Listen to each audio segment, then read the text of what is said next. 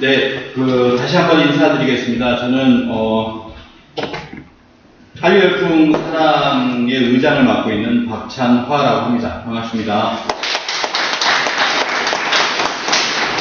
네, 오늘 주제는 박상진 의사 서거 100주년 기념, 독립운동가가 지킨 대한의 역사입니다. 저는 대한사랑의 교육위원을 맡고 있고, 한류열풍 사랑 의장, 그리고 유라시안 네트워크라는 것도 이제 하고 있고요. 의사의 공동대표로 있습니다.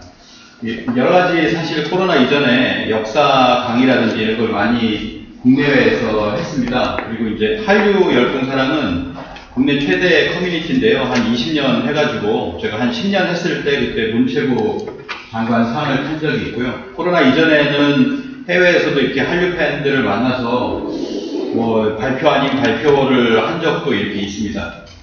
그리고 이제 국내에서는 박물관 같은데 이렇게 좀 이제 가이드를 해주기도 하고요.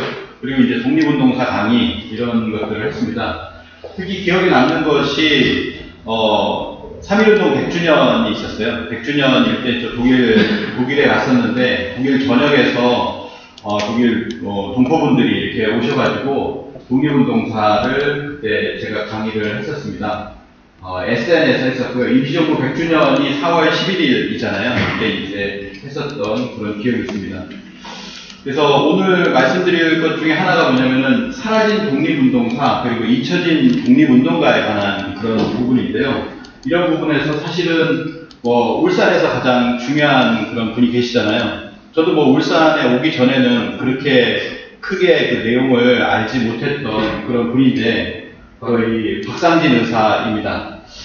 그래서 이 박상진 의사에 대해서 먼저 이렇게 여기 계신 분들은 아마 울산 분들이니까 많이 아시리라 생각하지만 유튜브를 보시고 또 나중에 또 보게 될 분들을 위해서 조금 더 박상진 의사에 대해서 알아보는 시간을 가지면서 이분과 함께 연결되어 있는 독립운동가들 그리고 울산의 어떤 역사 이런 것들을 같이 한번 반추해보는 그런 시간을 갖도록 하겠습니다. 광복회 총사령 박상진 의사입니다. 광복회 총사령, 광복회에서 가장 높으신 분인데요.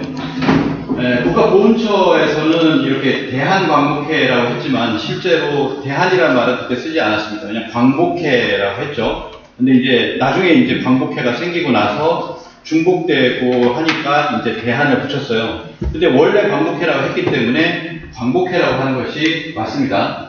그렇지만 이제 보훈처에서 이렇게 썼으니까 일단 지금 이렇게 쓰고 있다는 걸 말씀을 드리고 이 박상진 의사는 1902년 왕산 허위 선생에게 한학을 배우게 됩니다. 10촌이신 또 다른 스승님이 또 인도를 해주셔가지고 왕산 허위 선생께서에게 이제 한학을 배운 후에 양전오숙에서 진학을 하고 법률과 경제를 전공하고 판사시험까지 합격했지만 사퇴를 하고 나서 광복회 총사령 1915년에 광복회 총사령으로 무장 독립투쟁을 이끈 독립투사다 이렇게 얘기할 수 있겠습니다. 그래서 일제의 무단 통치가 극심했던 1910년대에 국내 독립운동 단체 1910년대 무단 통치잖아요. 이때 국내에서 정말 이런 어떤 단체를 조직하기가 굉장히 힘듭니다. 굉장히 힘들었는데 국내 독립운동 단체 중에서 유일하게 전국적 조직을 갖추고 의협투쟁을 벌였다라고 하는 것이죠. 그래서 여기 보시면은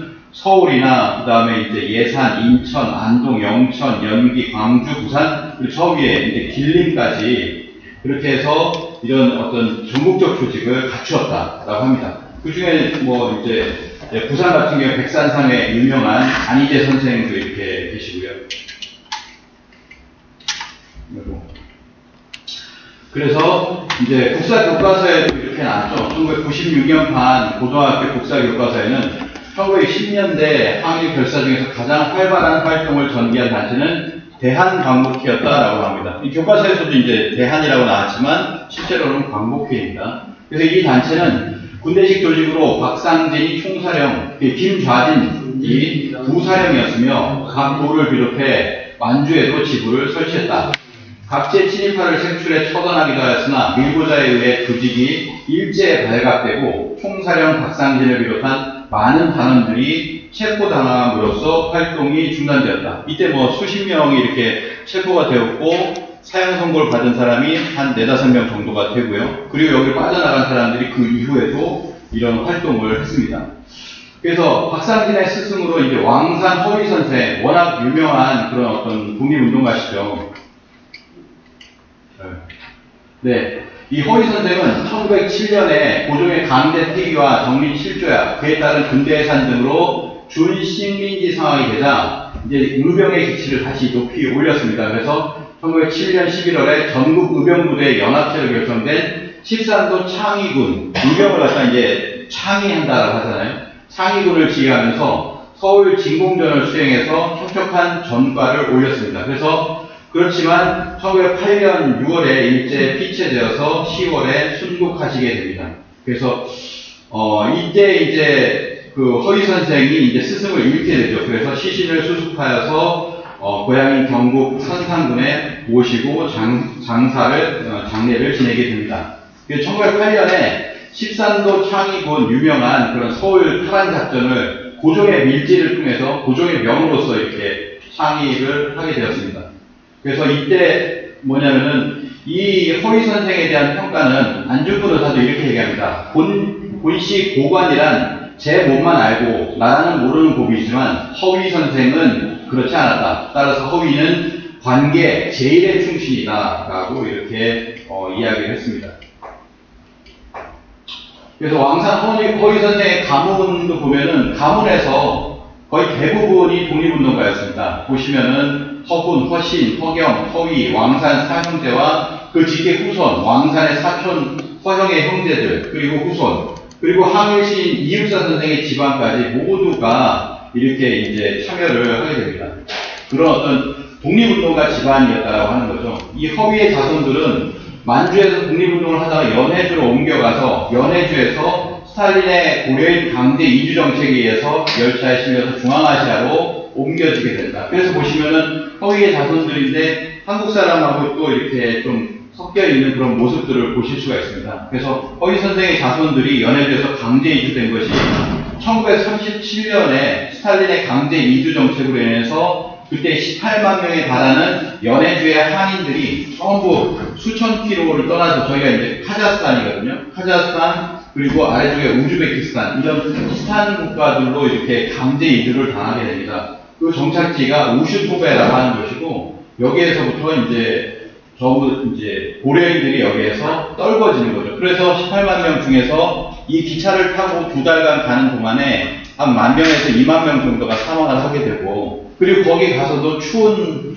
겨울이었거든요. 그래서 고려인들은 날이 밝으면 죽은 이들을 땅에 묻었다. 그리고 갈대밭과 늪을 논밭으로 일궈 나가면서 거기에서 생활을 악착같이 하기 시작했습니다. 그리고 나서 이제 소련이 해체되잖아요. 그래서 러시아가 되고 소련이 해체되면서 이제 너희들도 너희 나라를 찾아가라라고 하니까 거기서 우즈베키스탄, 파키스탄, 이제 카자흐스탄 이런 나라에도 있지만은 국내로도 이렇게 들어옵니다. 그래서 국내에 지금 들어와 있는 고려인들이 약 6만 명 정도가 됩니다.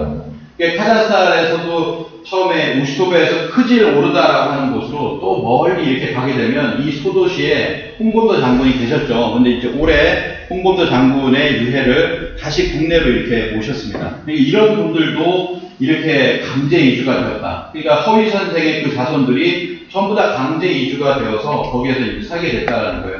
그분 중에 이제 후손 중에 기가이 소피아라고 하는 분이 계십니다. 이분은 뭐라고 하냐면은 한국인에게 고려인, 이제 우리가 알고 있는 이제 그쪽 말을 쓰자면은 가레이치라고 합니다. 옛날에 이제 가레이치키라고 들어보셨을 거예요. 가레이치라고 하는데 그래서 한국인에게 고려인을 잊지 말라고 전하고 싶습니다. 고려인, 한국인 구분 없이 평등하게 살았으면 합니다라고 하지만 지금은 그렇지 않거든요. 지금 경기도 안산이라든지 15,000명 정도 살고 있는데 가장 가난한 동네로 들어가서 공장 노동을 하면서 살고 있습니다. 한국어를 금지시켰기 때문에 한국어를 하지 못하고 러시아어를 하면서 자기들끼리 살아가고 있는 곳이 안산이라든지 부산, 서울, 그리고 광주, 또 인천 이런 곳에서 사람들이 살고 있죠.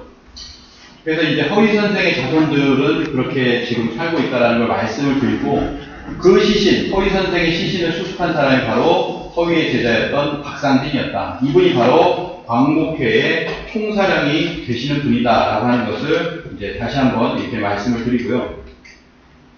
그래서 광복회는 1915년 7월 15일 음력 대구 달성공원에서 결성이 되었습니다. 광복회는 독립이라는 목표 아래 공화주의를 목적으로 하여 계몽주의 계열과 복벽주의를 목적으로 하는 의병계열이 투쟁 방향상 통합을 이룬 단체였다. 어떤 이제 이념 대결하는 것이 아니라 이제 통합이 되었다는 거죠. 이제 공동의 목표 달성을 위해서 강령을 세우고 군대식의 조직 체계를 갖추었습니다. 그래서 광복회 본부는 총사령이 박상진의 집으로 해서 자주 이렇게 회합을 가졌다고 합니다.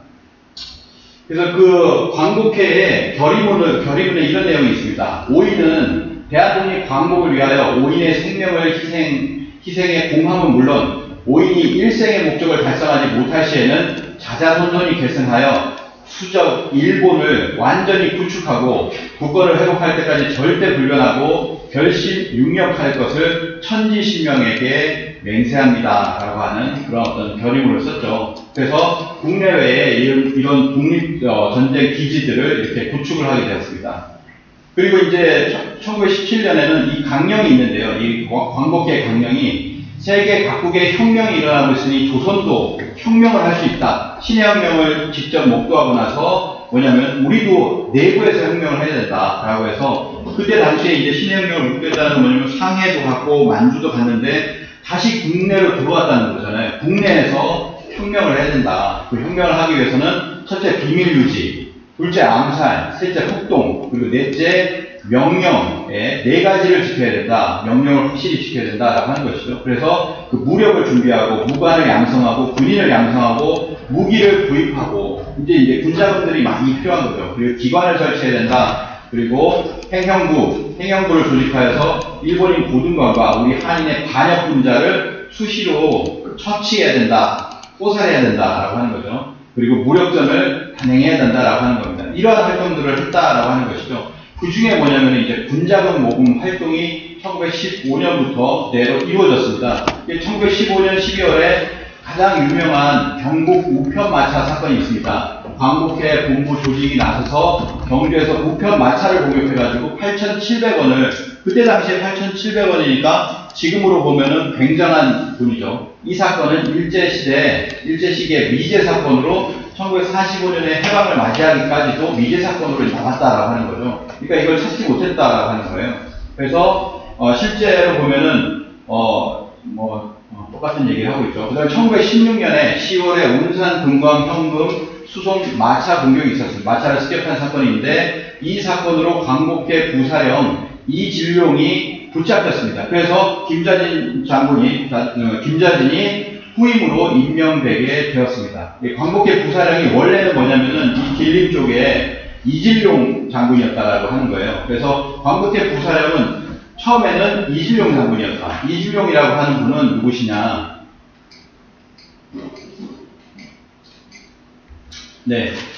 자, 이진룡, 광복회 부사령관 이진룡은 1915년 7월 15일 대구 달성에서 광복회가 조직되고 나서 부사령관을 맡게 되었는데, 이제 1916년에 말씀드린 운산 북진 금강으로 가는 송군마차를 습격하였으나 마차를 잘못 선택해서 실패하게 됩니다. 그리고 나서 1917년 5월 25일 관전현이 어디냐면은 남만주거든요. 그래서 압록강을 바로 건너면 그러면 관전현입니다. 이 관전현 청산구 석가구의 상가집인 유계홍의 집에서 술을 마시고 잠들고 있었는데 이때 조선의 반역자가 밀정들이 이진룡을 일본 헌병대에 보고하였다. 그래서 일본 헌병대는 출동하여서 이진룡을 체포하였다라고 합니다. 이게 뭐냐, 일본 헌병대가 압록강을 넘어와가지고 그래가지고 이제 남만주에서 체포를 한 거예요. 그러면서 일경이 신문에 직업이 무엇이냐라고 하니 외적을 토벌하여 나라를 구함이 나의 직업이다 라고 하는 그런 어떤 의기를 보여주었습니다. 1918년 그래서 이제 39세의 나이로 교수대에 올라 순국하셨고, 이진룡이 죽은 후에 그의 부인 우씨는 목을 매서 자결을 했다고 합니다. 이 옆에 보시면 그 이진룡과 우씨 부인의 의열비가 거기에 세워져 있습니다. 이들의 순절에 감동한 그 지역의 촌민들이 우씨의 장례를 정성껏 치르고 그리고 안장했다고 합니다. 광복은 부사령관으로서 그때 이제 김자진 장군이 있는데요. 김자진 장군을 이제 그 만주로 이렇게 보낸 분이 누구냐? 바로 박상진 의사가 그때 총사령으로서 부총사령인 그 김자진 장군을 그때 이제 만주로 보내게 됩니다. 그 박상진은 군대 양성을 위해서 김자진을 만주로 이렇게 파견했다.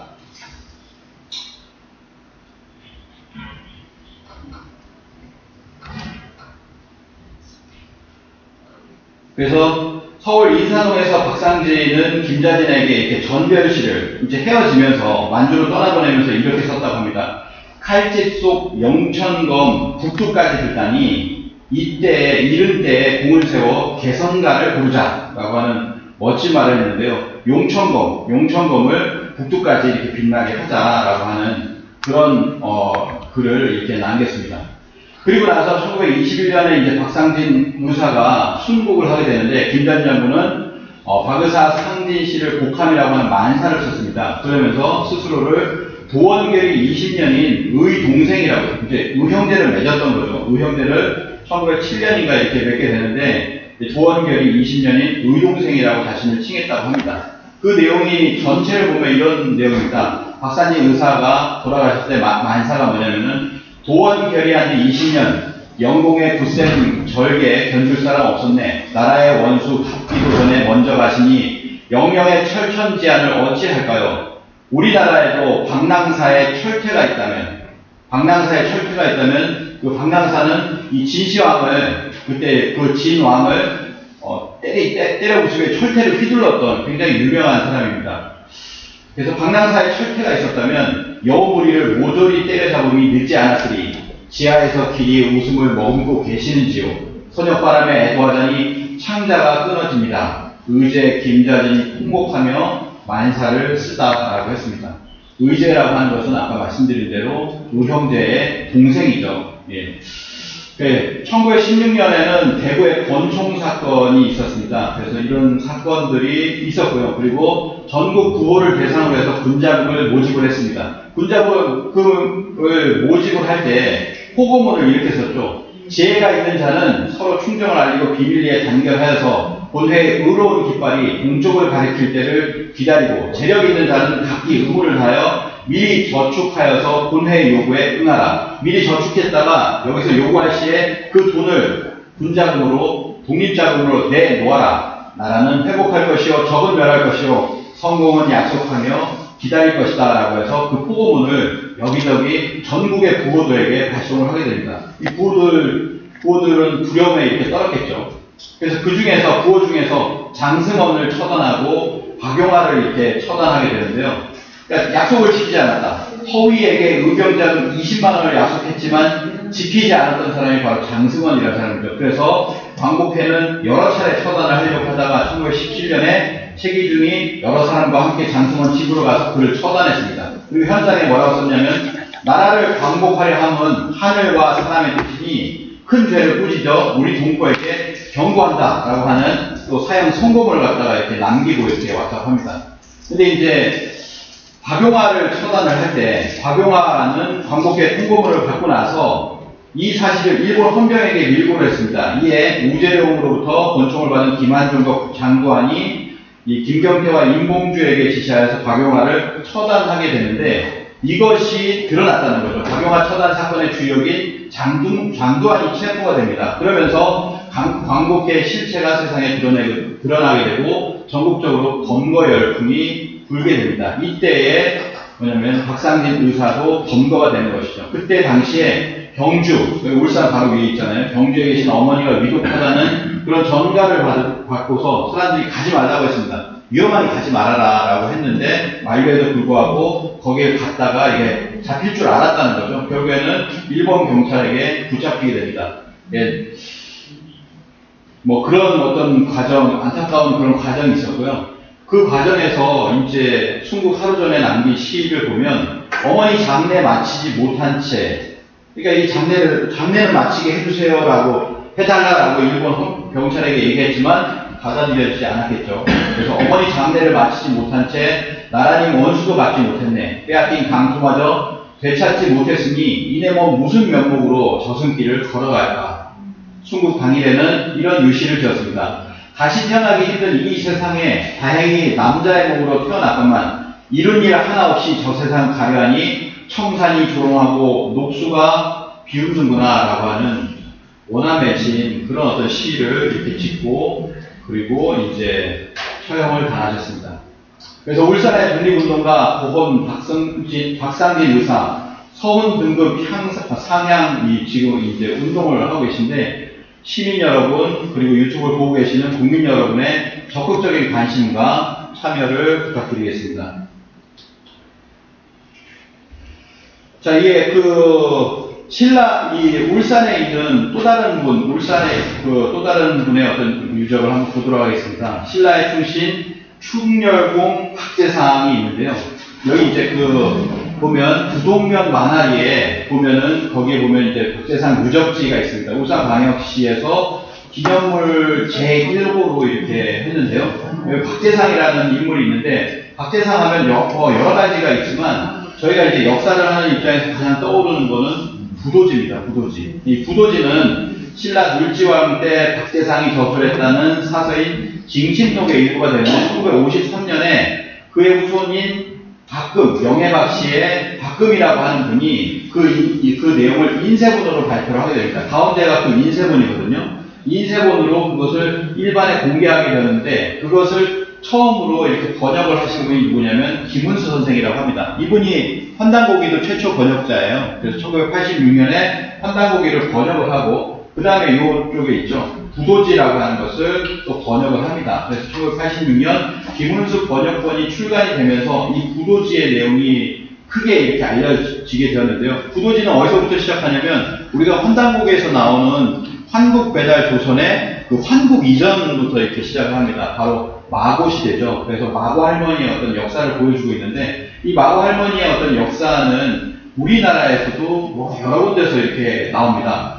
그래서 지리산 천안궁에 있는 그 마고 할머니 상이 있죠. 이런 것라든지 아니면 제주도 한라산의 물장오리 오름에 한국의 마고 문화가 있다고 합니다. 이거는 이제 어제 천부경 학술대회가 천도교 교당에서 있었어요. 그래서 그때 안경전 환단고기 역주자님의 발표안에 보면은 이런 내용들이 있습니다. 그리고 또 뭐가 있냐면은 저 아래쪽에 창녕을 가시면요. 창녕을 가면 마고면이 있어요. 실제로 마고라는 지명이 있었다라고 하는 거죠. 그래서 장가면과 마고면이 있었는데 이것이 하나의 합쳐집니다. 합쳐지면서 뭐가 되냐면은 지금 장마면인가 이렇게 장마면으로 대칭이 되죠. 그래서 마고면이 있었는지 모르는데 이 장마면이라고 하는 것이 장가면과 마고면이었다. 여기에 마고가 있었다는 거예요. 왜 마고라는 지명이 창녕에 있을까? 창녕에는 뭐가 있냐면 칠성 고인돌이 있습니다. 원래는 지금은 하나가 산 기슭에 그 고인돌이 하나가 있거든요. 근데 원래는 9개가 있었다고 그래요. 북두부진이라고 해서 북두칠성은 원래 9개입니다. 그래서 9개의 바위가 있었는데 그 중에 하나가 지금 남아있고 나머지는 뭐냐면 일본이 이거를 다 공사 사용한다고 돌을 사용한다고 다 깨버렸죠.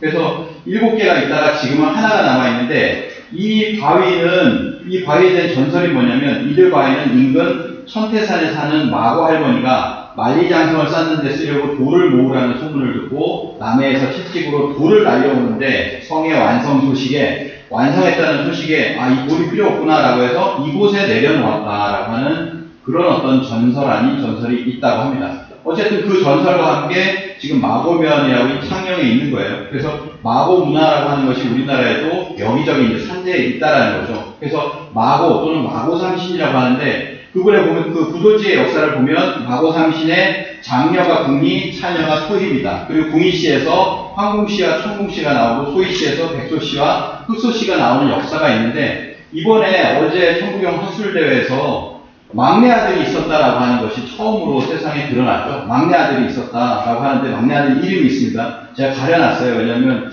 유튜브가 내려졌더라고요. 그래서 나중에 상생방송에서 천부경 학술대회가 이제 방송이 나올 거예요. 그때 확인하시면 됩니다. 그래서 그 막내 아들을 통해서 직계 혈통이 어디로 가냐면은 환국배달, 우리 환단곡에 나오는 그 환국배달의 자손으로 이렇게 이어진다라고 하는 것이 발표가 되었습니다. 그래서 이런 과정이 있고요. 좀 끓인데. 자, 마고삼신 문화에서 결국 환국에서 배달 조선으로 내려온다. 천부경의 원형이 마고 때 있었고, 그것이 환국시대 구전으로 천부경이 내려왔고, 이게 지금 우리가 천부경이라든지 이런 하도나 낙서를 얻게 되었다라고 하는 것이죠.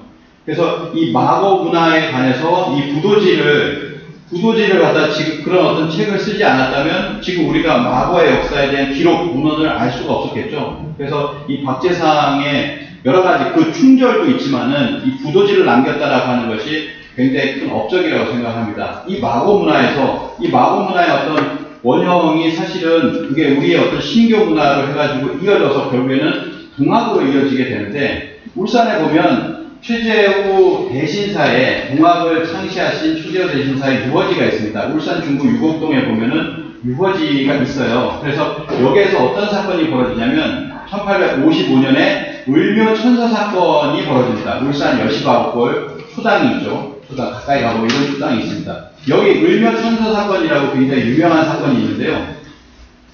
이 사건이 뭐냐면 1955년 3월 최수원이 32세 되던 을묘년에 금강산 유점사에서 한 스님이 찾아옵니다. 그러면서 그 스님가 100일간 정성을 들여서 받아낸 책입니다 라고 하면서 신기한 책인데요 라고 하면서 그에게 해석해 줄 것을 부탁하였습니다. 수원이 책을 해석을 해주자 그 책과 승려는 사라지게 되고, 왜냐하면 이 책은 당신의 것입니다 라고 해서 그 책을 습득을 하고 나서 뭐냐면 수원이 뭔가 바뀌는 계기가 됩니다. 아, 동학을 내가 수도를 통해 가지고 뭔가 큰 깨달음을 얻어야 되겠다. 기도하는 책을 받았다 이거죠. 그래서 그 책의 내용을 숙지를 하고서 뭐냐면 기도 공부를 시작을 합니다. 그래서 그 다음에 천성산에 가서 49일 동안 기도를 하고, 그 다음에 또 천성산 정멸골에 가서 49일 동안 기도를 하고, 그러면서 뭐냐면 49일을 계속해서 수행을 하는데 마음속에서 항상 하느님의 강령이 있기를, 뭔가 내려주시기를 바랬다라고 하는 거죠. 명령과 가르침을 주시옵소서라고 하는 것을 항상 바랬다라고 하는 겁니다. 그러다가 결국에는 1859년 경주 용담정으로 가서 기도를 정진하다가 1860년, 이 해가 동학의 창조잖아요. 4월 5일 날 천상문답 사건이라는 것을 하게 됩니다. 이걸 통해서 동학을 이렇게 창조하게 되는데 하늘에서 음성이 들렸다는 거예요. 그게 그동안의 49일 수행과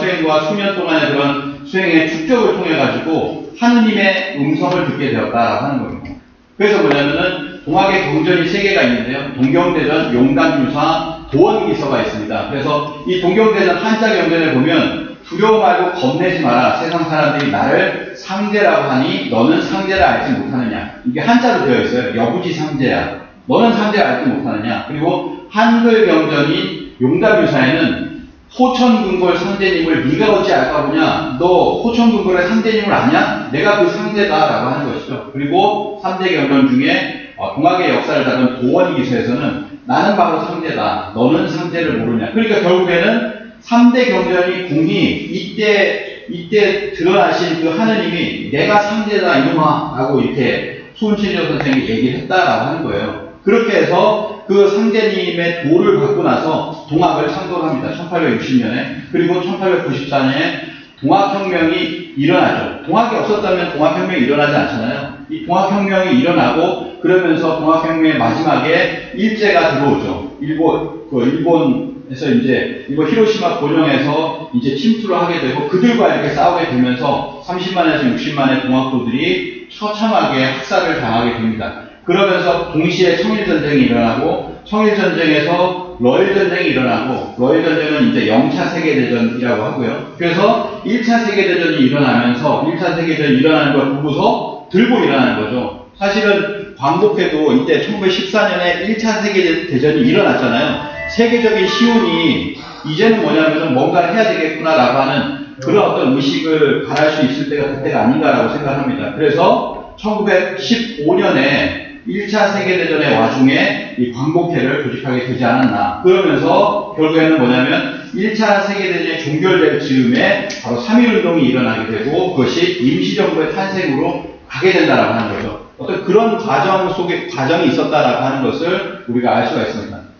자, 울산의 아주 오랜 역사부터 한번 알아보도록 하겠습니다. 왜냐면 제가 지난번에 이제 진주를 갔다 왔는데요. 진주도 보면 공룡 발자국이 있었거든요. 근데 울산도 있더라고요. 그래서 이제 찾아보니까 한반도 남한 지역에는 이제 중생대 퇴적 분지가 널리 분포하고 공룡 발자국 화석지가 그렇게 많다고 합니다. 그래서 뭐 화성이나 경상남북도 전라도 뭐 이런 곳에 여기가 공룡이 살던 곳이었다라고 하는 거죠. 근데 그것이 지금도 이렇게 남아있다라고 하는 거죠. 여기 보면은 이건 울산에 있는 공룡의 어떤 발자국들입니다. 그래서 뭐 공룡 발자국 공원이 있잖아요. 그래서 가보시면 잘 해놨더라고요. 저 가보진 않았습니다, 지금. 아직 못했는데, 공룡이 굉장히 어마어마한 그런 공룡들의 어떤 모형들이 있고, 그런 발자국들이 이렇게 있습니다. 그래서, 유곡동의 공룡 발자국이 육식공룡이 초식공룡을 공격한 발자국이다라고 해서 최근에 그렇게 밝혀졌죠. 육식동물도 있었고, 초식동물도 있었고, 그 동물들의 어떤 행렬이 역사를 그게 한순간에 이루어진 거라는 거예요. 이 행렬의 보존 상태를 바탕으로 해서 공룡들의 행동 특성을 파악한 결과 우리의 뛰쳐나오던 초식공룡 한 마리를 육식공룡 한 마리가 사냥하는 장면이다. 이걸 어떻게 아는지 모르겠어요. 발자국만 가지고 그 사건을. 어찌됐든 그런 사건이라고 합니다. 그래서 약 1억 년 전에 뭐냐면은 이 울산 그리고 진주에도 보면 이런 백악기 공룡, 익룡의 발자국 화석 단지가 있습니다. 그래서 이런 어떤 흔적이 있었다는 거죠. 그런 공룡이 있었고, 공룡 시대에도 바로 이 울산이라든지 진주라든지 한반도 남쪽은 그대로 존재했다라고 하는 겁니다. 그러면서 공룡이 멸종하고 인류의 조상이 등장하고 20만 년 전에 인간이 등장하게 되었다라고 하는 거죠. 그래서 그 마지막 인간이 등장하는 모습을 보면 그 어떤 시간대를 알 수 있는 게 뭐냐면 남극에 보스토크라고 하는 여기 호수가 있어요. 이게 남극입니다. 남극에 호수가 있는데 호수를 얼음 기둥을 쫙 이렇게 얼음 기둥을 냅니다. 그러면 호수가 3,600m 정도까지 내려가는데 이 얼음 기둥을 통해서 뭐냐면 기후 변화를 알 수가 있어요. 반기문 대통령이 잡고 있는 것도 그 얼음 기둥이죠. 그래서 과학자들은 남극의 얼음 기둥의 얼음 속에 여러 물질을 분석해가지고 수십만 년의 기후 변화를 복원할 수가 있습니다. 그래서 남극 빙상은 지구 환경의 타임 캡슐이라고 이렇게 이야기를 합니다. 그래서 그거를 이렇게 복원해 봤더니 뭐냐면은 42만 년이 나왔어요. 42만 년 동안에 뭔가가 이렇게 추워졌다가 따뜻해졌다가 하더라. 뭔가 주기가 있더라. 여기가 추워지는 곳입니다. 추워지는 곳이고요. 위에 올라가는 것이 뭐냐면은 따뜻해지는 거예요. 그래서 이게 뭐냐면은 빙하기입니다.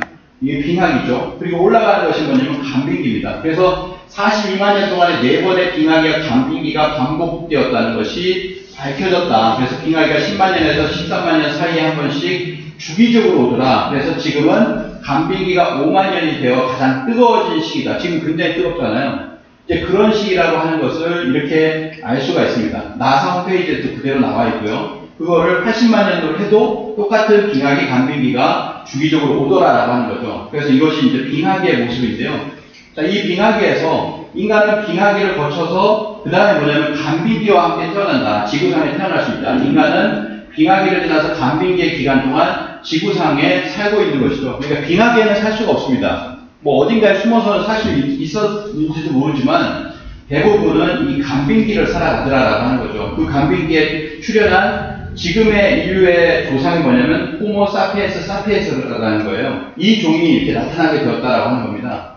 그래서 뭐냐면은 5만 년 전에 지구에 출현한 현생 인류, 현 인류는 기원전 4만 년 이후에 말하자면 어디서부터인지 알 수 없는 곳에서 슬며시 나타났다. 또는 유전학자들은 오늘의 호모 사피엔스 사피엔스는 대략 5만 년 전 유전자의 거대한 비약에 의해서 이루어졌다. 뭐 이런 식으로 해서 4만 년이나 4, 5만 년을 이야기하고 있습니다. 또 뭐 책도 있죠. 다시 보는 5만 년의 역사, 인류의 역사, 지금의 현생 인류의 역사를 5만 년이라고 이렇게 얘기를 합니다. 그래서 빙하기를 뚫고 간빙기가 되었지만 아직도 추워요. 그래서 소빙하기라고 합니다. 그 소빙하기를 거쳐서 2만 년 지나서 14,000년 지나서 그리고 뭐냐면은 8,000년 지나서 이렇게 해서 지금의 우리 한반도 이것이 이제 탄생을 한 거죠.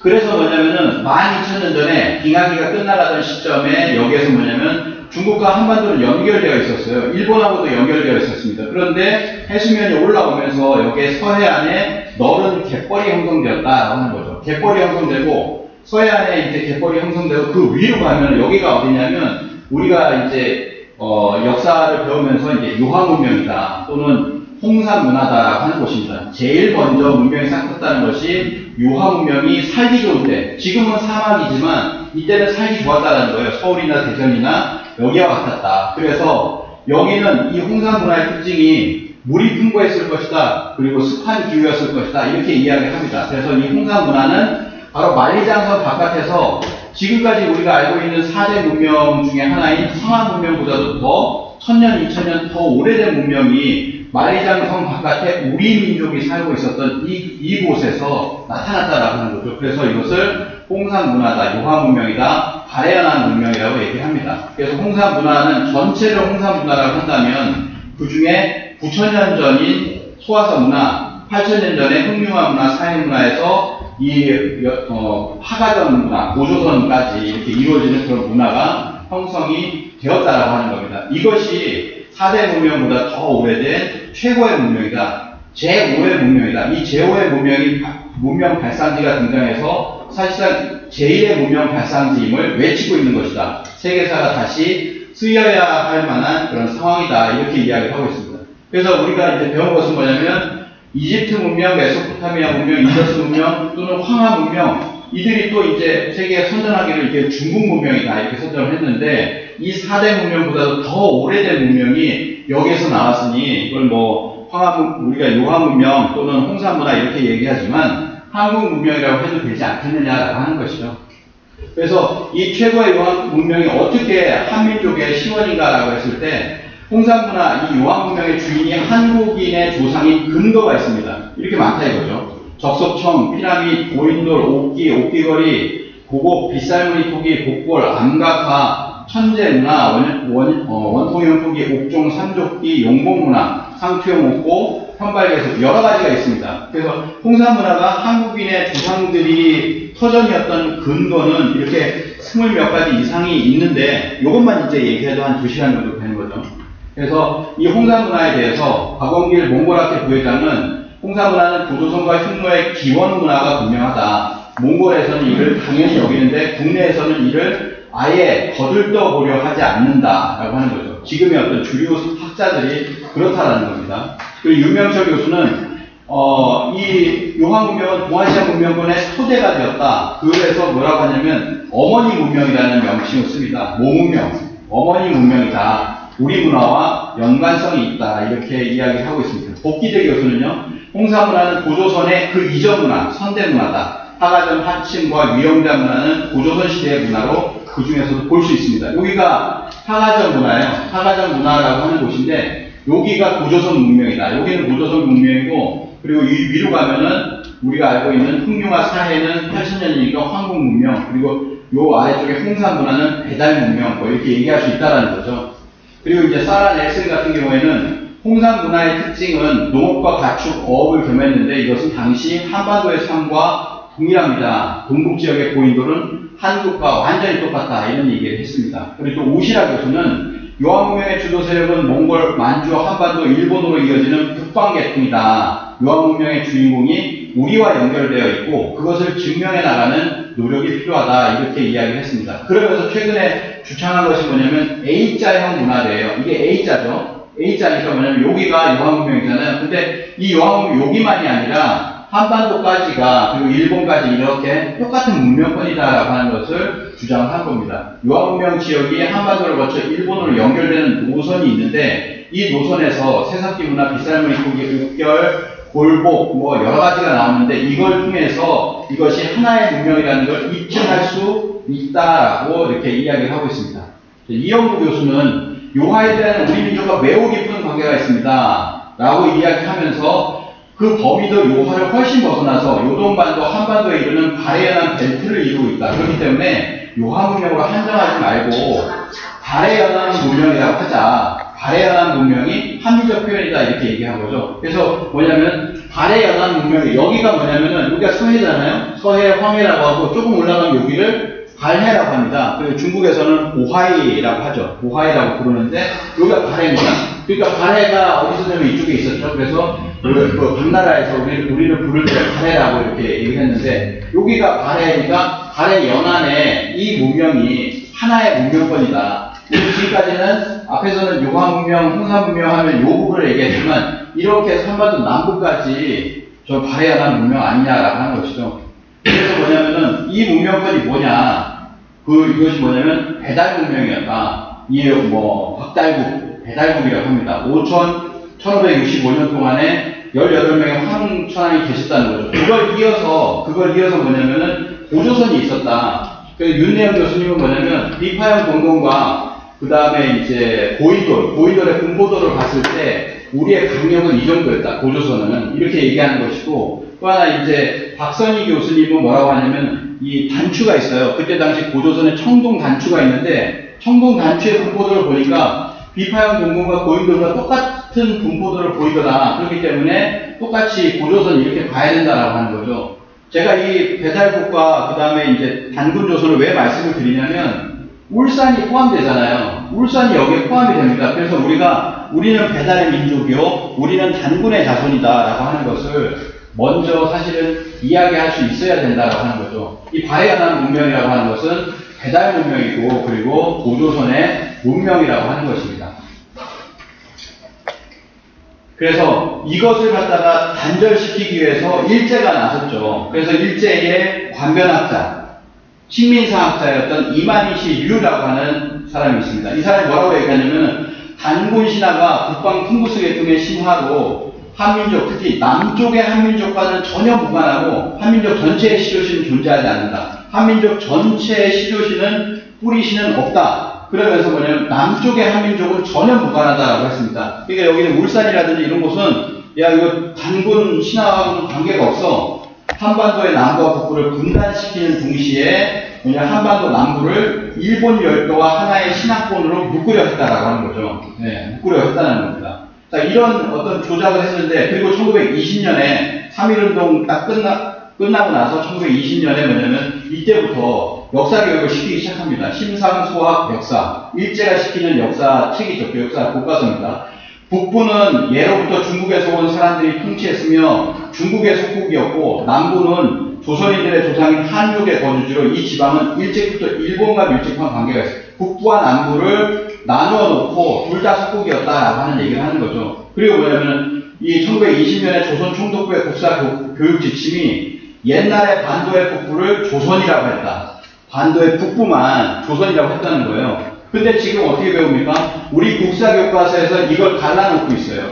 그러니까 고조선이 한반도 남부까지가 고조선인데 이걸 딱 갈라놔가지고 한반도 남부는 다른 어떤 그 국가가 있었던 것처럼, 진이라고 써있죠. 진이 있었던 것처럼 이렇게 갈라놔서 고조선은 한반도 남부는 포함되지 않는다라고 하는 식으로 이렇게 그려놓은 것이 우리의 어떤 교과서들입니다. 우리 한국사 교과서가 다 이렇게 되어 있다는 거죠. 그 다음에 뭡니까? 그 다음에 아까 그 일제 시침에서 봤듯이 고조선은 뭐냐면 멸망하면서 뭐가 들어오냐면 한사군이 들어와요. 한나라의 식민지가 400년 동안 통치하고 아래쪽으로 남부는 뭐냐면 200년 동안 임나일본부가 들었습니다. 이러한 논리를 만들고 이런 식민사관을 만들려고 했었다라고 하는 겁니다. 그래서 박상진 의사와 은형제, 아까는 말씀을 못 드렸던 박상진 의사와 은형제 지간이었던 평민의병장이 있습니다. 바로 태백산 호랑이로 불렸던 바로 신돌석 장군입니다. 이 신돌석 장군의 시가 하나 있는데 울진의 평해 누각 월송동에 올라서 시를 하나 지었다. 그 시가 뭐냐면은 누각에 오른 나그네 갈길을 잇고서 낙목이 가로놓은 단군의 터전을 한판 하노라. 남아 27세 무엇을 이뤘는가 추풍에 비껴 있노라니 감개만 있는구나 라고 하는 그런 시를 하나 썼어요. 거기에 보면 단호라고 하죠. 단터인가요? 예. 그래서 단군의 터전이다. 이 낙목이 가로놓은 단군의 터전. 진해에서, 울진에서 올라가지고 이곳이 단군의 터전이라고 했다는 거죠. 그가 어떤 학식이 있어서 전문적으로 그렇게 얘기한 것은 아니지만, 우리가 뭐냐면은 한반도 남부도 여기 이 땅도 단군의 터전이라는 것을 독립운동가는 얘기했다라는 거예요. 이 울산에 보면 지성교가 있죠. 언양에도 지성교가 있고 검단리에도 지성교가 있고 그리고 두동면에도 보면은 고인돌이 있습니다. 고인돌이 있죠. 그리고 조금 내려가서 부산 같은 경우도 이게 일제시대의 고인돌이에요.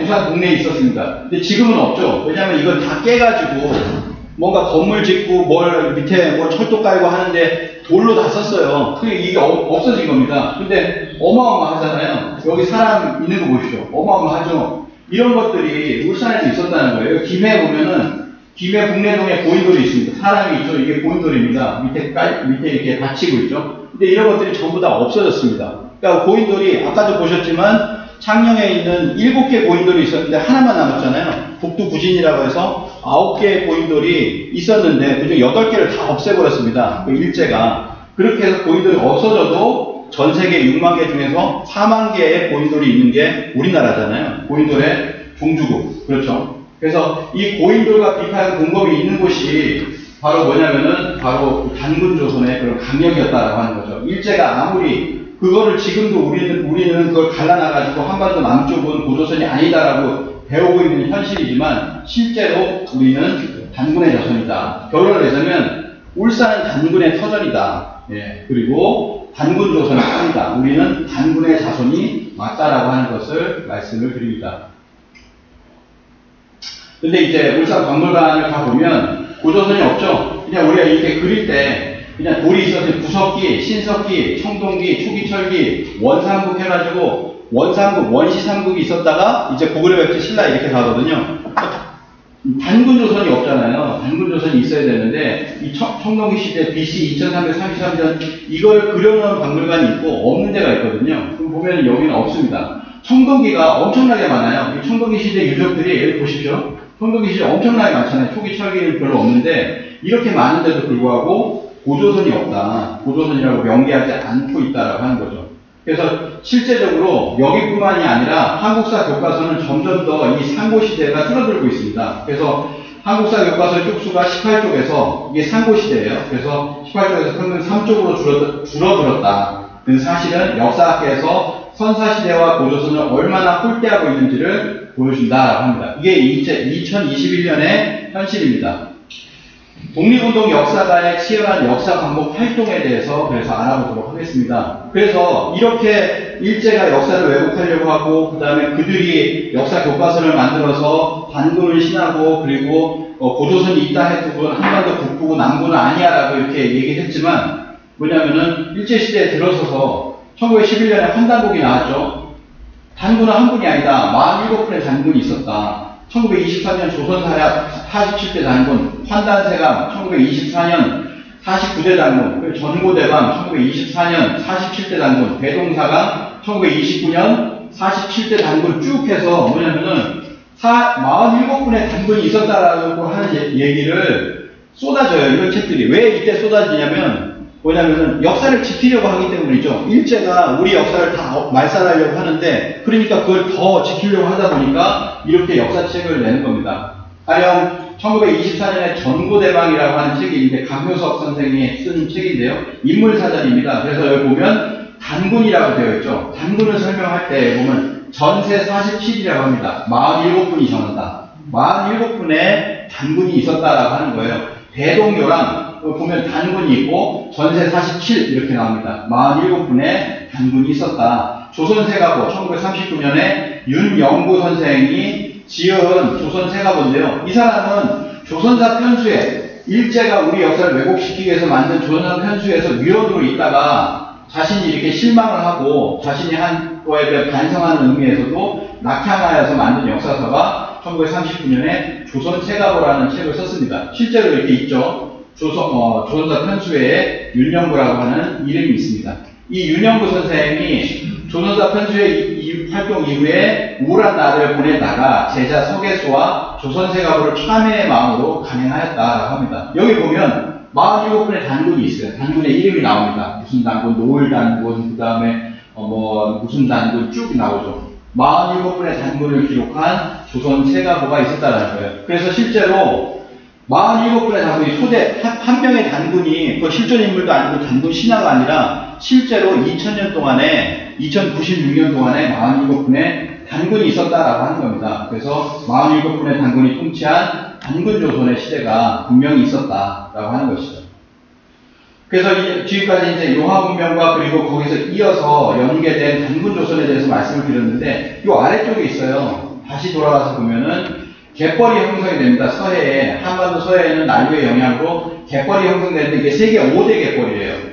세계 5대 갯벌. 캐나다, 미국, 아마존, 그 다음에 북해연안과 함께 5대 갯벌인데, 우리나라가 지금 15개의 세계유산을 보유하고 있는데, 이번에 자연유산으로서 2021년에 한국의 갯벌이라고 하는 것이 들어갔습니다. 한국의 갯벌.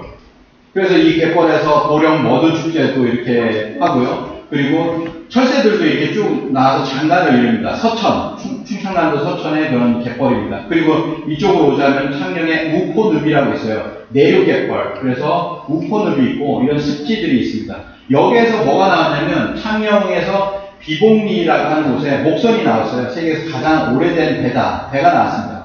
8,000년 전으로 추정되는 배가 이렇게 나왔다는 거죠. 예, 배가 나왔습니다. 두 개가 나왔어요. 목선이 두 개가 나왔는데 그걸 원형을 이제 다시 복원을 해보자면 이런 배죠. 이런 배가 8,000년 전에 배가 있었다라고 하는 거예요. 그래서 거제 조선의 해양 문화관에 가보면 이렇게 써 있습니다. 풍남으로 시작된 배의 역사, 세계 최초의 배다라고 해서 비봉리 목선을 이렇게 이야기를 합니다. 이런 거를 교과서에서 배워야 되는데, 자, 그래서 8,000년 전에 배가 있었다? 그런데 이 배의 원형이 발굴이 되었지만 이미 7,000년 전에 울주 대곡리 방구대 안각하에는 배가 그려졌죠. 여기도 배가 있고, 그 다음에 배가 여러 군데 있습니다. 지금 보이질 않는데 이쪽에 그물도 있고요. 그물을 이제 고래를 잡잖아요. 고래를 잡는 모습들이 이렇게 나와 있다는 거죠. 그래서 국립중앙박물관을 딱 들어가면 딱 제일 먼저 보는 것이 뭐냐면 이겁니다. 이렇게 울주 방구대 안각화를 그대로 이제 모형을 떠났죠. 그리고 울산 박물관에 보면 그대로 이렇게 해 놓으셨습니다. 그래서 안에 보면은 수많은 종류의 고래들이 나옵니다. 와, 이 정도의 고래를 갖다 이렇게 관찰해서 무슨 고래를 다 이렇게 적어 놓을 수 있을 정도면 진짜 고래 사냥을 했구나, 고래를 잡았구나라고 하는 것을 알 수가 있습니다. 올해가 이제 50주년이 됐죠. 그래서 울주 방구대 안각화인데 이거와 이제 비교가 되는 것이 뭐냐면 러시아의 잘라브루가 안각화입니다. 위쪽이 잘라브루가 안각화고요. 아래쪽이 울산 방구대 안각화인데요. 이걸 보시면은 여기 보면 러시아에 있는 안각화도 보면은 고래가 있어요. 고래가 왼쪽에 있습니다. 그리고 오른쪽이 목축이에요. 우리도 울산 방구대 안각화도 왼쪽이 고래잡이를 하고 있고 오른쪽이 목축이라든지 무태서 하는 어떤 동물들 이렇게 나와 있습니다. 그러니까 뭐냐면 이 구조 자체가 같다라고 하는 거죠. 구조 자체가 같고 비슷한 느낌, 이런 것을 얘기합니다. 그래서 러시아의 선사 고고학자도 이렇게 얘기하죠. 이 카렐리아에 있는 이 안각화는 유명한 한국 안각화와 아주 비슷합니다라고 얘기합니다. 이게 어디 있냐면요, 카렐리아라고 하는 곳이 여기 핀란드하고 북유럽에 있잖아요. 여기 보면 그 끝에 있어요. 러시아라고 해서 이쪽이 아니라 러시아의 저 끝에 여기 있거든요. 그래서 보면은 가장 유력한 건 뭐냐면 이게 우리나라가 7,000년 전이에요. 7,000년 전이고 여기가 6,000년 된 유적입니다. 그렇기 때문에 그 안각화를 비교해보면 1,000년 사이에 여기서 이렇게 갔다, 어떤 루트를 통해서든 이렇게 해가지고 여기까지 갔다라고 하는 것을 알 수가 있습니다. 뭐 이렇게까지 갔으리라고 보지는 못할 것 같은데 그건 뭐 알 수가 없는 거죠, 사실은. 근데 요 뭐 빗살무늬 토기 세력이라는, 빗살무늬 토기도 이런 식으로 해서 여기까지 가잖아요. 그렇기 때문에 빗살무늬 토기를 가진 사람들 또는 이거와 함께 가지 않았을까, 뭐 이렇게도 생각을 해볼 수가 있습니다.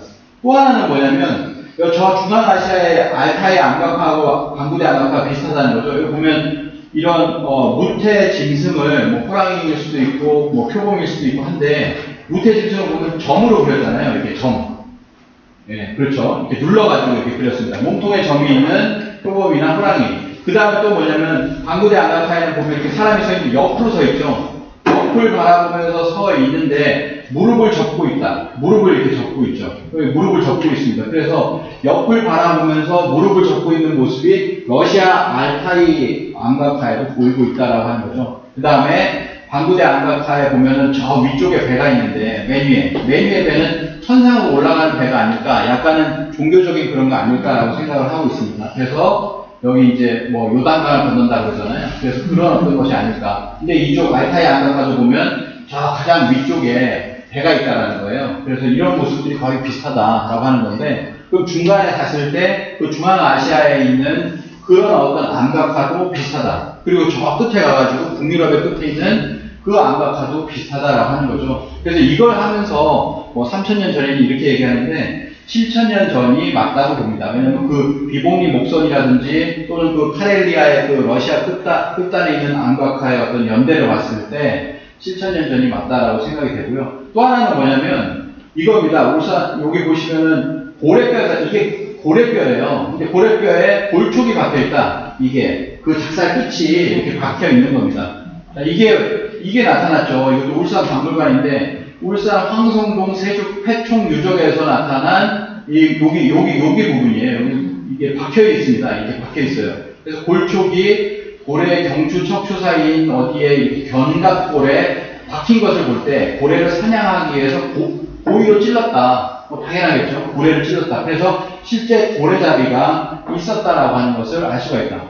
그림에도 당연히 있으니까요. 이 안각과 격파에 보면은 이 한세 13명, 13명이 그려져 있습니다. 그 13명 앞에서 맨 앞에 있는 사람이 작사를 가지고 작사를 던져서 긴 작사를 이렇게 던지잖아요. 근데 이 긴 작사를 던지는 고래잡이법은 지금도 행해하고 있어요. 왜냐면 인도네시아에 보면은 지금도 라말레라 부족은 생계한 고래잡이 부족이 이렇게 하고 있죠. 그래서 지금은 배에다 모터를 달았겠지만 이런 것은 변했겠지만 마지막에 고래를 잡는 데에서 쓰이는 그 그 작사는 변하지 않았다라고 하는 거죠. 네. 이게 이제 오래된 우리의 어떤 방구대 안악화에서 보이는 그 고래를 잡는 법인데 그걸 지금도 그걸 쓰고 있다고 하는 거예요.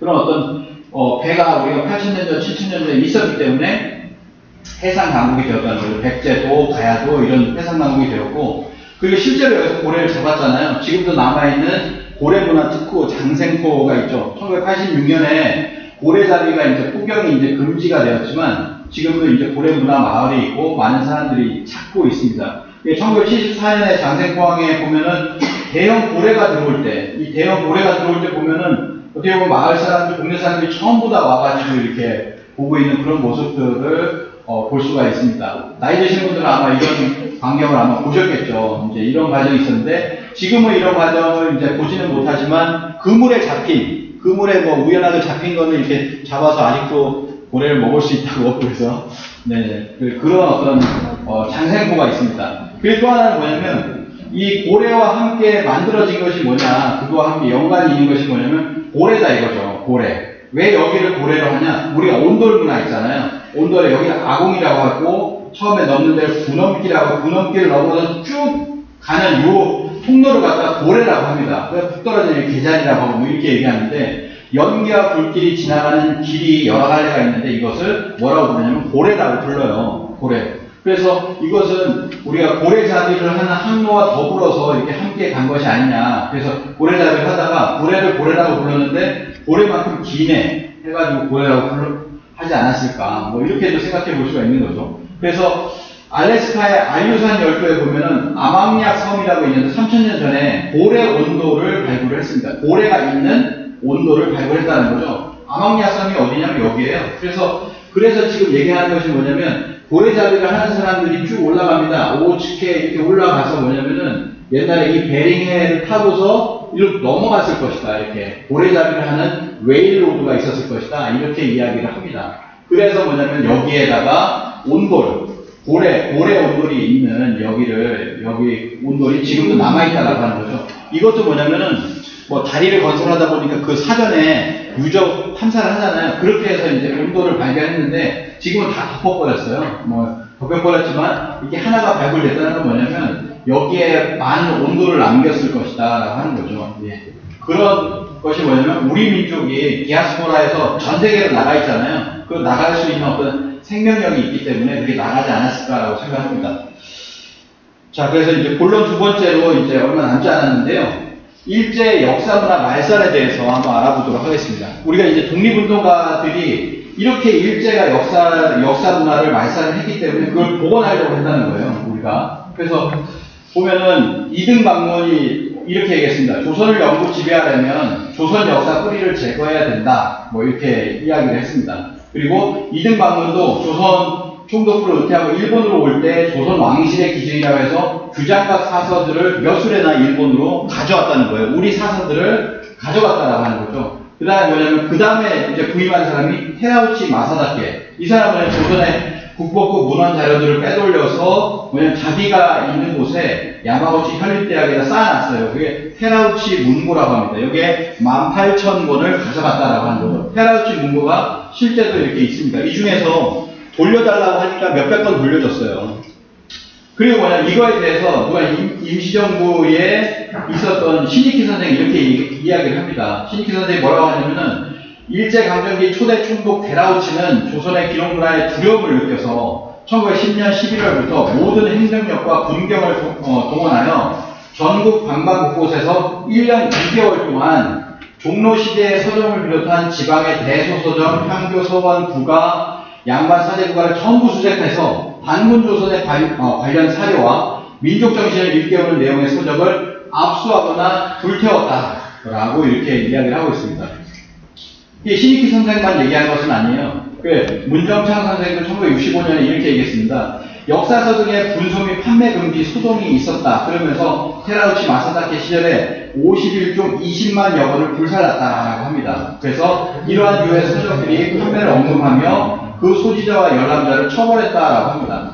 이런 것들을 전부 얘기한다 이거죠. 그래서 이 문정창 선생은 이렇게 얘기합니다. 조선 총독부에 근무를 했어요. 이 사람은. 그래서 이들의 조선사 말살 정책을 다 알 수 있었는데 규장 같은 게 보관되어 있던 우리 역사서를 가져다 모두 읽고 선별하는 작업에 직접 참여하신 분이에요. 그래서 또 지시에 따라서 식민정책에 위배되는 책을 경복궁 마당에서 직접 불태우기도 했었다라고 하는 것을 자기가 참여를 하면서 이렇게 직접적으로 이야기를 했습니다. 직접 경복궁 마당에서 또는 남산에서 불태웠다라고 하는 거죠. 그래서 이런 사서들이 압수되어서 불태워졌다라고 하는 겁니다.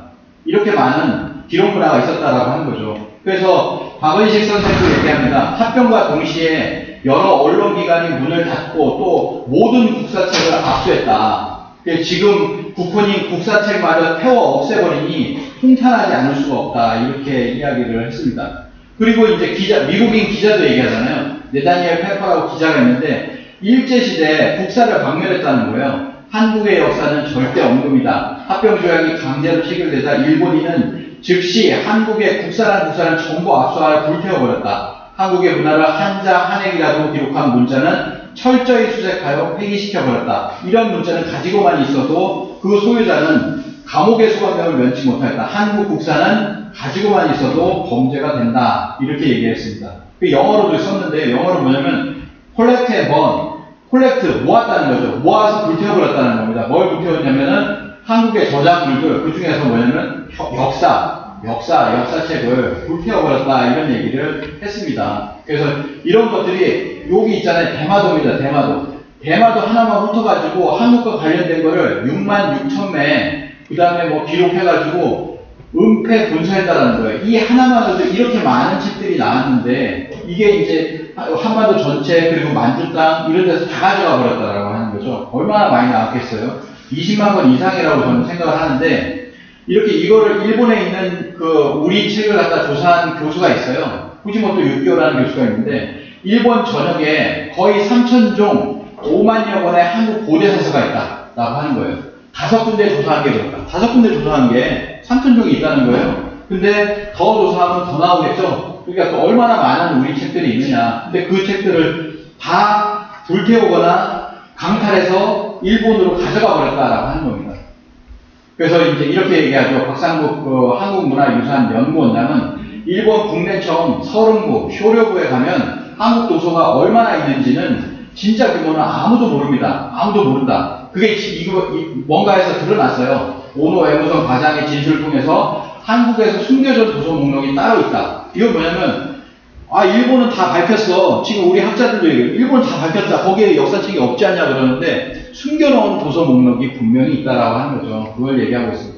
여기가 일본 국내청 서른부고요. 여기 들어가면 고소들이 가득 차 있습니다. 그 고소들을 이제 뭐 이렇게 장갑 끼고 만지는 모습이잖아요. 이 책들이 전부 다 한국 관련된 도서라는 거죠. 그리고 나라에 가면 동대사 북서쪽에 일본 왕실 유물창고 정창원이 있습니다. 여기도 우리 문화재, 삼국의 문화재 그 또 다른 어떤 역사책 이런 것들이 다 있잖아요.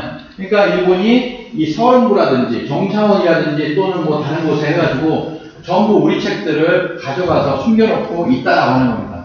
그러면 우리 책들을, 우리 역사책들을 다 숨겨놓고 불태워버리고 뭐 해야 되냐? 이제는 뭐예요? 조작을 해야죠. 그래서 일제가 한국의 역사를 조작해서 테라우치가 혼자서도 18,000권 가져가고 다 이렇게 없애버렸잖아요. 그러면서 조선인에게 일본혼을 심어줘야 된다. 영구적이고 근본적인 사업, 식민지를 만드는 것은 뭐냐면 역사 연구다. 이렇게 이야기를 했습니다. 그래서 3대 사이토 마코토 총독도 조선 사람이 자신의 역사나 전통을 알지 못하게 만들어라. 민족혼과 민족문화를 잃어버리게 만들어라. 그래서 조상들이 무의하고 무능하고 악행하다라고 하는 것을 청소년들이 배워서 부조, 아버지와 조상들을 멸시하도록 만들어라. 그래서 조선 청소년들이 자국의 인물과 사정에 대해 부정적인 생각을 만드는 것이 조선인을 반일본인으로 만드는 비결이다라고 했죠. 그래서 뭐냐면은 1916년에 조선 반도사 편찬위원회, 22년에 조선사 편찬위원회, 25년에 조선사 편수회라는 걸 만듭니다. 일제가 조선사를 말살할 수 있는 특별기관을 만들어서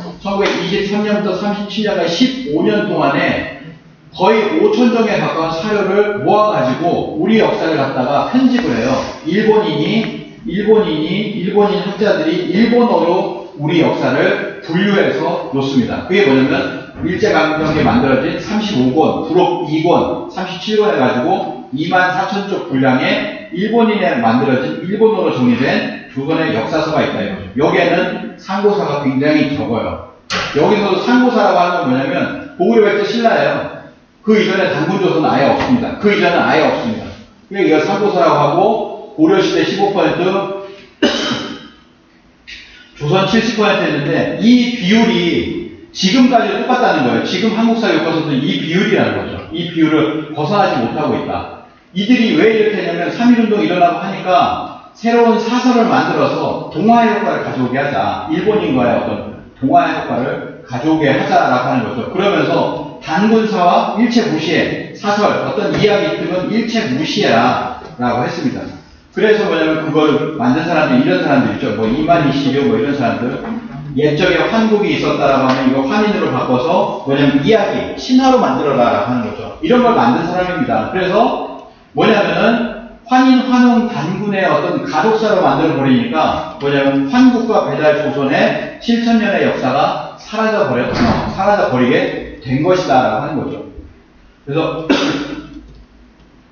네다니엘 페퍼의 기자의 그 또 다른 얘기가 있습니다. 한국은 2000년의 역사를 가진 나라요. 일본의 후진국이다. 이렇게 만들라는 거예요. 한국의 역사는 2000년밖에 안 된다라고 하는 것을 만드는 것이 일본의 어떤 역사를 만드는 목적이라는 거죠. 그래서 왜 그러냐면 일본의 기원을 어떻게 치냐면요. 2021년이 2681년이에요. 그러니까 많아야 2600년이니까 그보다 한국은 적어야 된다는 거죠. 역사가. 줄어들어야 된다. 그래서 한국은 2000년의 역사를 가진 나라로 만들어버려야 된다.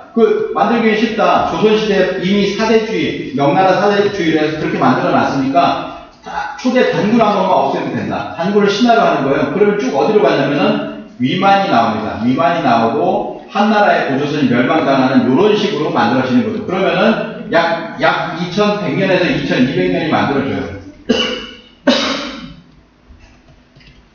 그래서 뭐냐면 일본 학자들이 이렇게 얘기합니다.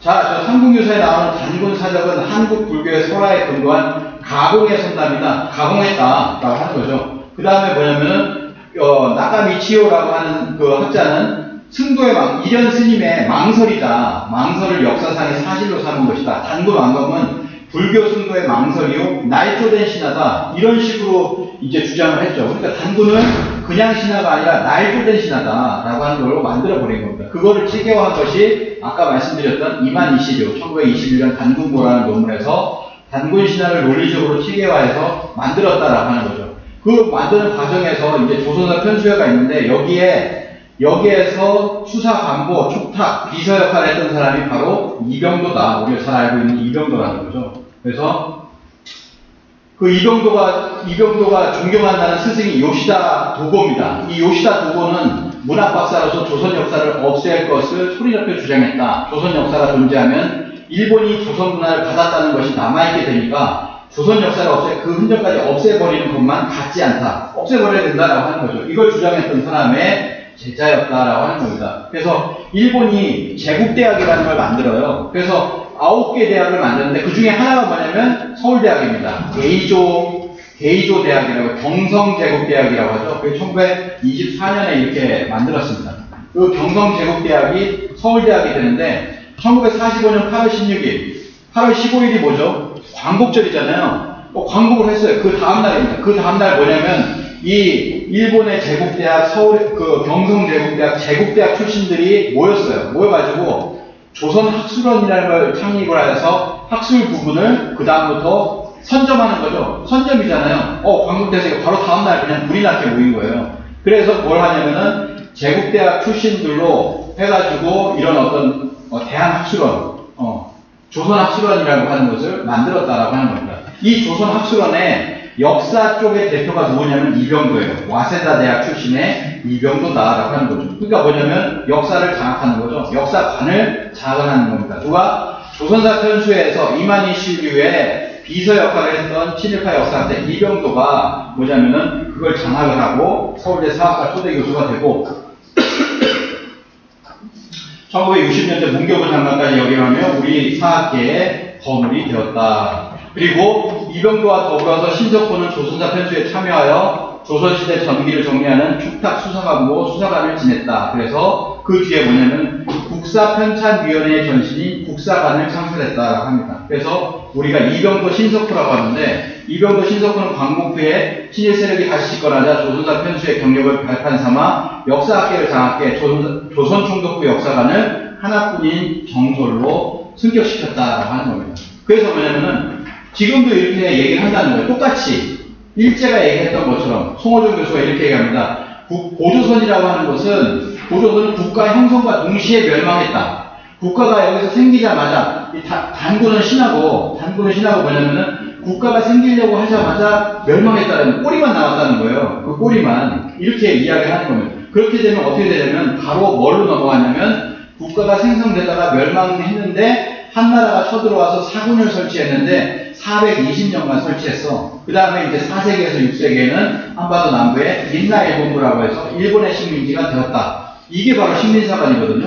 식민사관은 뭐냐면 중국의 식민지로 400년, 그리고 일본의 식민지로 200년, 너희는 한 600년에서 700년 동안 중국과 일본의 식민지였을 때 발전하지 않았느냐. 그러니까 이 식민지의 현실을 그대로 받아들여라. 라고 하는 게 식민사관이에요. 그걸 만들었습니다.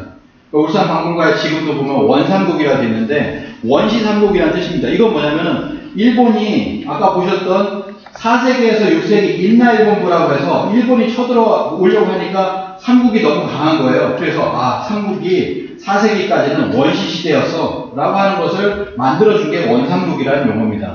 이게 삼국사기 초기 기록 불신론이고 그것을 고고학적으로 하면은 원시삼국 시대가 있었다. AD 300년까지는 원시삼국 시대가 있다는 이 용어인데요. 이 용어를 지금도 그대로 울산박물관에서도 그대로 쓰고 있다는 거죠. 이런 게 아직 잘못된 겁니다. 그래서 이병도 저의 그 국사교과서가 있습니다. 1960년대, 70년대에 썼던 국사교과서인데요. 한사군의 낙랑은 실로 420년간이나 이 땅에 존속하였던 것이다. 420년 동안 이 땅에 존속했다. 그런데 그게 뭐냐면은 2021년에 중학교 교과서를 볼게요. 2021년에 중학교 교과서인데 그 낙랑이 중국 문화를 한반도로 들여오는 창구 역할을 했다. 이렇게 적혀있죠. 그 다음에 낙랑은 한반도의 지역과 교류하고 중국 문화가 한반도로 들어오는 창구 역할을 하며 라고 하면서 뭐냐면은 한반도 북부에다가 비정을 하고 고등학교 교과서에는 어떻게까지 나오냐면 400여 년 동안 존속한 낙랑물이다라고 해서 이게 뭐냐면 400년간 존속했다는 거예요. 어디에? 고조선의 일부 지역, 한반도 북부에 4개의 군현을 설치하고 400년간 존속했다. 400년간 식민지였다라는 얘기를 지금 2021년에 교과서도 이렇게 하고 있다는 겁니다. 그래서 낙랑이 있어가지고 400년 동안 있었으니까 삼국과 가야의 발전에 영향을 미쳤다. 뭐 이런 식으로 지금도 얘기를 하고 있는 거죠.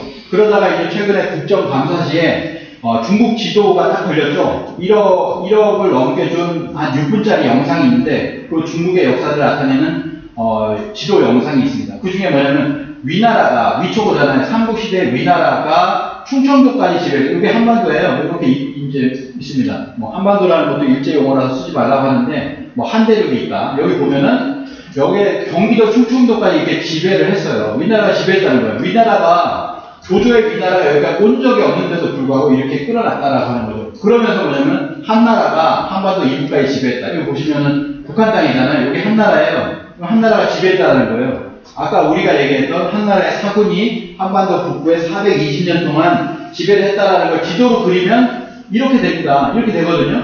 그러니까 이거 잘못 아니냐, 이거 잘못된 거 아니냐라고 얘기했죠. 배한진 의원이 이렇게 얘기를 했습니다. 그러니까 뭐냐면 국립중앙박물관장이 잘못을 시인했어요. 동북공정과 유사한 지도가 여러 장 포함되어 있는데 라고 하니까 다시는 이와 같은 사소한 실수가 일어나지 않겠다. 사과드립니다. 라고 하면서 고개를 숙이는 장면입니다. 그래서 이 민병찬 단장은 실수였다. 단순한 실수가 뼈아픈 실수가 됐다라고 얘기를 했는데 이게 실수가 아닙니다. 왜냐하면 내부로 들어가서 상설 전시를 딱 들어가면요. 뭐가 있냐면 그 낭랑이 여기 있다는 거예요. 한반도 북부에 있다는 거예요. 그걸 지도로서 한 벽면에 그려놓고 처음에 딱 들어가면 연대표가 있는데 연대표에는 낭랑이 BC 108년에 공조선을 멸망시키고 313년까지 존속했다. 420년을 그려놨잖아요. 420년 낭랑이라고 그려놓고 또 한쪽에는 그 낭랑이 한반도 북부에 있었으니 420년 동안 한반도 북부에 한사군이 있었던 거예요. 그러면 한나라치도 그렇게 그려야 되는 거예요. 그러니까 실제로는 이런 것을 갖다 고착화 시켜놓으면서도 밖으로는 뭐라고 했습니까? 실수다. 뼈아픈 실수입니다. 이게 드러나니까 이게 중국의 지도, 동북공정 지도하고 똑같은 거 아닙니까? 라고 얘기를 하니까 실수입니다. 사소한 실수가 일어나지 않겠다라고 했는데 사소한 실수가 아니죠. 그래서 의원이 얘기를 했습니다. 아니 90명이 넘는 그 석사가 넘는 그런 학예사나 전문가들이 있는데 이걸 발견 못했냐? 라고 하니까 실수입니다. 라고 얘기했는데 그게 실수가 아니고 우리가 가지고 있는 역사관입니다. 실제 가지고 있는 그런 역사관이 그대로 표출됐다. 그게 뭐냐면 지금 전 세계 교과서에 있는 한강 교역까지 한반도 영토가 표시된 미국 교과서, 일본 교과서 이런 거를 사이버 외교단체 반크 같은 데서 이렇게 잘못됐다라고 막 메일도 보내고 하잖아요. 근데 우리 학계에서는 그렇게 할 수가 없어요. 왜냐하면 우리의 역사관이 이거기 때문에 그렇게 할 수 없다는 거죠. 그래서 시진핑이 이렇게 얘기했습니다. 2017년에 한국은 사실상 중국의 속국이다 이렇게 이야기를 했잖아요. 누가 트럼프 대통령에게 10분간 역사연설을 했다라고 얘기를 하는데 이 얘기를 우리가 반박할 수가 없어요. 왜냐면 한나라가 400년 동안 지배했다고 하는 걸 우리 스스로가 맞다고 하니까 그러면 이거에 대해서 우리 학계에서 반박하는 사람이 아무도 나오지 않았다라고 하는 거죠. 그러면서 뭐 조선시대 사대주의가 어쩌고저쩌고 그런 반박이나 했다라고 하는 겁니다. 그래서 이 대한사랑의 그 6월달에 있었던 대한국제학술문화대에서 성삼재 교수가 나왔습니다. 성삼재 교수가 뭐라고 했냐면은 일본 교과서 잘못됐다고 해서 일본 교과서 잘못된 거 시정하려고 일본에 갔는데 일본에 한 분이 이렇게 얘기를 합니다. 우리 일본이 조선 식민 통치하기 위해서 역사를 조작해 놓은 게 있는데 당신네들 당연히 한국이 해방이 되면 당연히 복원될 줄 알았다. 그런데 시간이 지나도 60년대, 70년대, 80년대가 되어도 그대로 있더라. 이거예요. 조작해 놓은 게 있는데 해방되어서도 그대로 있더라라고 하는 겁니다. 그래서 우리 일본을 탓하기 전에 당신네들 거를 먼저 살펴봐라 라고 하는 얘기를 일본의 학자가 이렇게 얘기를 했다고 합니다. 그래서 충격을 받고 이 사람이 교육부의 그냥 대책반장이었는데 이거를 하기 위해서 학위를 따서 교수가 되어서 지금은 교수를 있습니다. 그렇지만 아직 많은 것을 바꾸고 있지는 못하죠. 그래서 마지막으로 마무리를 하도록 하겠습니다. 자, 일제시대 우리 역사를 지키려는 독립운동 역사가들이 있습니다. 단재 신철호 선생 이런 사람 쭉 있죠. 이렇습니다. 우리가 독립운동을 하면서도 역사교육을 배웁니다. 여기 보면 이제 신흥무관학교잖아요. 신흥무관학교에서는 그날을 위해 방과후에 나는 국사를 열심히 파고들었다. 신흥무관학교의 특징 중 하나는 철저한 국사교육에 있었다. 석주 이상영 선생, 아까 그 박상진 의사가 그 서반도에 가서 석주 이상영 선생도 만나죠. 이 석주 이상영 선생이 대동역사가 국사 교재였는데 만주를 단군의 옛 강용을 하는 사서였다. 그리고 안창호 선생 이런 분이 종교와 상관없이 우리 황조 단군께서 태백산에 강림하사 대황조의 성덕이 거룩하다라고 해서 이 가사로 단군을 갖다 떠받드는 가사를 5절까지 이렇게 적었어요. 그리고 뭐냐면은 임시정부의 많은 사람들이 이 단군 영정을 이렇게 다 몸에다가 지니고 있었다고 합니다. 상해 대종교인들에게 복음령 단군 영정을 배포하여 개인적으로도 쉽게 봉안할 수 있도록 하였다. 임시정부는 어떻습니까? 임시정부에는 시간이 없으니까 좀 넘어가도록 하겠습니다. 자, 임시정부에 보면은 임시정부에서 가장 중요한 것은 뭐냐면 우리가 임시정부가 있음으로 해서 우리는 뭐냐면 그때를 대일항쟁기라고 할 수 있다는 겁니다. 우리가 우리의 어떤 국맥이 있는데 국맥이 끊어진 것은 사실 한 9년밖에 되지 않는다. 그 이후에는 임시정부가 있었기 때문이죠. 그래서 국통을 계승시키는 것이 우리의 유일한 천직이다 라고 이렇게 이야기를 하고 있습니다. 그래서 임시정부에서는 한국 독립당, 김구 선생의 한국 독립당에서 이렇게 얘기합니다. 환국에서 상한이 끝나기까지, 환국에서부터 시작하여서 대한지금까지의 우리의 국가의 역사의 맥은 이렇게 이어져 오고 있다라고 하는 겁니다. 우리 민족은 대한민국 임시정부의 3.1절 선언문, 우리 민족은 처음 환국이 창립된 이래 단군 부여 상한 삼국 고려 조선 및 대한민국을 거쳐서 지금까지 한민족에 의해서 국가 주권이 계승되어 오고 있었다라고 하는 거죠. 그래서 뭐냐면 환국부터를 얘기하더라. 임시정부에서도 보면은 환국부터 대달 조선으로 이어져 오고 있었다라고 하는 겁니다. 그때 당시에는 5,000년으로 인식을 했지만 환단고기가 나오면서 9,000년의 어떤 문맥이 한국에서부터 이어져 오고 있다라고 하는 거죠. 그리고 한국 독립당의 당의 어떤 그 강령을 보면은 삼국유사 첫 꼭대기에 석유 환국이라고 하였습니다. 그래서 환이라는 건 광명이니 후세 광명의 유전이 이렇게 발언하는 것입니다. 왜 대한민국이라고 했습니까? 한국에 대해서 무슨 이유로 결정을 하게 된 것입니까? 라고 하니까 환국이 있지 않느냐. 환국과 한국은 그것이 일체다라고 하는 것을 이야기하고 있습니다. 그래서 독립운동을 했던 사람들은, 독립운동가들은 석주, 이상용, 박은식, 유인식 이런 사람들 전부 다 역사가였다라고 하는 거죠. 그래서 아까 말씀드린 47대 단군 이런 분들이 전부 다 독립운동가였다, 독립운동의 역사가였다라고 하는 것을 말씀을 드립니다. 그래서 이러한 과정을 통해 가지고 47대 단군, 그 이전에 18명의 환웅, 그 이전에 7분의 환인의 7,000년의 역사가 더 붙여서 우리의 어떤 9,000년 역사가 있다라고 하는 환단고기가 1911년에 나오게 되었고, 그것이 이제 지금까지 이렇게 환단고기 역주본이 나오게 되었고, 지금 우리가 그 바른 역사를 이렇게 찾고 있다, 이렇게 말씀을 드리고요. 자, 그렇지만 뭐냐면 지금도 아까 말씀드렸지만 단군의 역사가 축소되고 있다고 했잖아요. 그리고 뭐냐면은 우리 교과서에서 홍익인간 사라졌어요. 홍익인간을 삭제하려는 시도가 있었다고 그랬죠. 의원들이 있었는데 이미 교과서에서는 홍익인간이 사라졌습니다. 단군 영정이 없어졌어요. 참성단 사진도 없어졌습니다.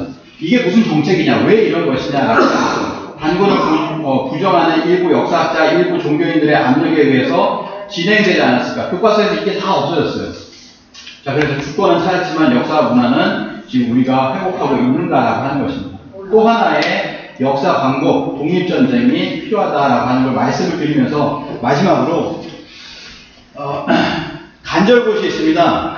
네, 간절곶이 있죠. 근데 해뜨면 이렇게 꼭 찾아가는 것 중에 이렇게 하나인데, 이 간절곶이라고 하는 것이 간절하게 이제 뭔가를 이제 빈다라고 하는 이야기를 하지만 그 간절이냐 한자로 봤을 때 그게 아닙니다. 이 간절이라고 하는 것은 뭐냐면 간이 끊긴다라는 뜻이에요.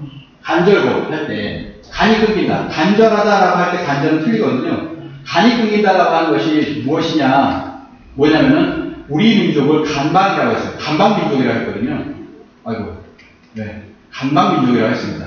간방은 주역에서 동북지 괴한이 만물지 소송정이 소송시야일세 고로 왈 성원관이다. 가는 동북방을 나타내는 괴인이 만물이 끝을 이루는 것, 끝과 처음을 이루는 것이다. 끝과 처음을 이루는, 처음 어떤 역사의 시원 민족이면서 어떤 역사를 마무리 짓는 민족도, 그리고 열매 맺는 민족도 뭐냐면은 이 간방이라는 거예요. 그래서 성인의 말씀은 이 간방에서 이루어진다라고 했습니다. 이게 주역의 결론이거든요. 우리 민족이 왜 간방이냐? 우리 민족 한의 민족이잖아요. 아까 처음에 뭐 신파도 말씀하셨지만은 어떤 한이 있기 때문에 그런 정서가 있습니다. 그래서 한이라고 하는 건 뭐냐? 간방민족의 마음이라는 거죠. 우리 민족의 정서가 한이라는 한자를 보면은 우리가 간방의 민족이라고 하는 것을 알 수가 있습니다. 그래서 이 간방민족의 한이라고 하는 것이 뭐냐면은 역사가 왜곡됐다라는 거예요.